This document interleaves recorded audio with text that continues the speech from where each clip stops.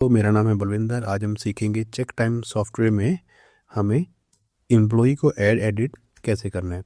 तो सबसे पहले हम लॉगिन कर लेंगे। लॉगिन करने के बाद हमारे पास डैशबोर्ड है अभी। तो लास्ट वीडियो में हमने सीखा था डिपार्टमेंट, तो इस वीडियो में हम लोग जाएंगे एम्प्लॉई पे। जैसे एम्प्लॉई पे गए, आप देखिए बहुत सारी एम्प्लॉयज़ हैं हमारे पास ऑलरेडी। तो ये हमारा ऑफिशियल अकाउंट है। उसके बाद अगर हमें किसी एम्प्लॉई को नया एम्प्लॉई ज्वाइन कर रहे हैं, उसे ऐड करना है, तो न्यू करेंगे। न्यू पे हमारे पास 3 ऑप्शन है। ऐड विद डिटेल, तो हमें बहुत सारी डिटेल फिल करनी है, उसकी फ़ोटो भी अपलोड करनी है। क्विक ऐड, हमें उसकी मिनिमम डिटेल अपलोड करनी है। तो इंपोर्ट पे हमारे पास हम एक एक्सेल फाइल से बहुत सारे एम्प्लॉई को एक साथ में लेके आ सकते हैं। आप एम्प्लॉई का सैंपल यहाँ से ले सकते हो, सैंपल फाइल, उसके अंदर डाटा फाइल करके यहाँ पे इंपोर्ट कर सकते हैं। तो पहले हम जाएंगे क्विक ऐड में। जैसे क्विक ऐड में गए, हमने एक डिपार्टमेंट सेलेक्ट किया सेल्स, तो इसके अंदर हमें एक एम्प्लॉई चाहिए। तो आईडी नंबर हमें चाहिए, यहाँ पे ये आ गया। उसके बाद नेम आ गया। पे आईडी ऑप्शनल है, अगर आप चाहो तो दे सकते हो। पे आईडी बिलोंग करती है पेरोल सॉफ्टवेयर को। जैसे ऐड टू लिस्ट करेंगे तो हमारे पास ये वाला एम्प्लॉई ऐड हो गया। ऐसे ही अगर इसको डिलीट करें तो आप डिलीट भी कर सकते हो। हम अब चाहे डिटेल, जैसे आप डिटेल पे जाओगे, आपको अब एम्प्लॉई का आईडी नंबर देना है, पे आईडी, नेम दे दीजिए आप कुछ भी।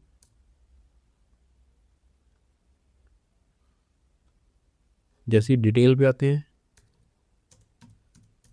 हमें एम्प्लॉई का आईडी देना है, पे आईडी हम लोग दे सकते हैं कुछ भी।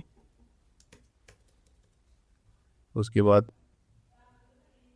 एम्प्लॉय का नेम दे देना है, जेंडर दे देना है कोई भी, तो डेट ऑफ बर्थ और ये सारी डिटेल्स देखिए। उसके बाद डिपार्टमेंट को सेलेक्ट कर लेना है। जैसे ये सारी डिटेल फिल कर दी, फ़ोटो है हमारे पास, हम कोई भी फ़ोटो ड्रैग कर सकते हैं, या फिर हमारे पास कोई फ़ोटो है उसको हम लोग यहाँ पे अपलोड कर सकते हैं।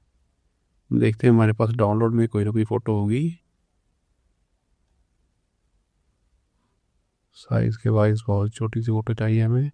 ओपन कर दिया तो सेव, तो सेव किया, हमारे पास ये एम्प्लॉई सेव हो गया। ये जो अभी ऐड किया डिटेल्स है, और ये वाला टेस्ट एम्प्लॉई है जो हम लोगों ने ऐड किया था। अब इस एम्प्लॉइज़ को हमें एडिट करना है, तो यहाँ पे जाएंगे एडिट पे, उसकी आप कोई भी डिटेल एडिट कर सकते हो। ये वाला पासवर्ड उसका मोबाइल एप्लीकेशन के लिए होगा, वो लॉगिन कर पाएगा मोबाइल एप्लीकेशन से। उसका डिपार्टमेंट चेंज करना है, वो भी आप यहाँ से कर सकते हो। बहुत सारे ऑप्शन है, एडिशनल इन्फॉर्मेशन आपको फिल करनी है उसके लिए। उसके अंदर कोई लीव पॉलिसी सेलेक्ट करनी है, वो भी आप यहाँ से कर सकते हो। और एडवांस ऑप्शन में जाके उसके ओवर टाइम रूल वगैरह वो सारे की सारी सेटिंग आप कर सकते हो। अगर उस एम्प्लॉई के पास पर्सनल रेस्ट डे है, तो यहाँ पे जाके आप उसका पर्सनल रेस्ट डे दे सकते हो। नन है तो हम लोग फिक्स कर देंगे, इसका मंडे है या थर्सडे है, या फिर डायनेमिक रेस्ट डे हो जाएगा कि किस दिन का उसका रेस्ट है। आप यहाँ कैलेंडर से चूज़ करके उस दिन का रेस्ट उसके अंदर ऐड कर सकते हो। तो ये है एटीटी परमिशन है। उस एम्प्लॉई के पास मोबाइल से अटेंडेंस लगाने की परमिशन है या नहीं है, तो यहाँ पे आप टिक कर दोगे, अटेंडेंस पे अपडेट कर दोगे, तो वो मोबाइल से भी अटेंडेंस लगा पाएगा। तो ये एक एम्प्लॉई का प्रोफाइल है सारे का सारा। जैसे हम लोग एम्प्लॉई पे जाते हैं, आप किसी भी एम्प्लॉई को ऐड एडिट कर सकते हैं। अगर किसी एम्प्लॉई को डिलीट करना है तो यहाँ पे जाके आप उसे डिलीट भी कर सकते हैं सीधा सीधा। जैसे ये मैंने इसको डिलीट कर दिया, तो ये एम्प्लॉई हमारे पास ये डिलीट हो गया।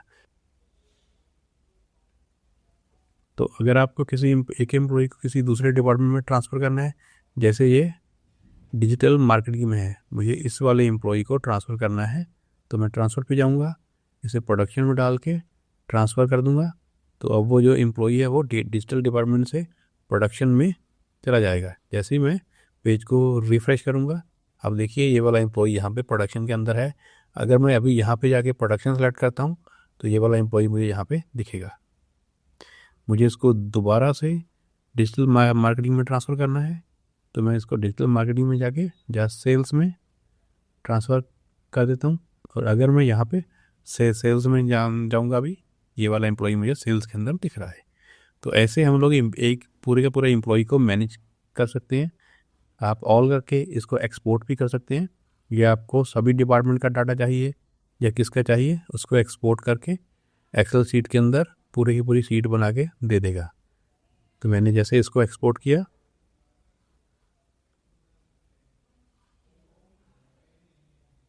कि मेरे पास सभी एम्प्लॉयज़ का डाटा एक्सपोर्ट होकर एक्सेल के अंदर आ गया। तो ऐसे हम लोग पूरे एम्प्लॉई सेक्शन को मैनेज कर सकते हैं। Thanks for watching.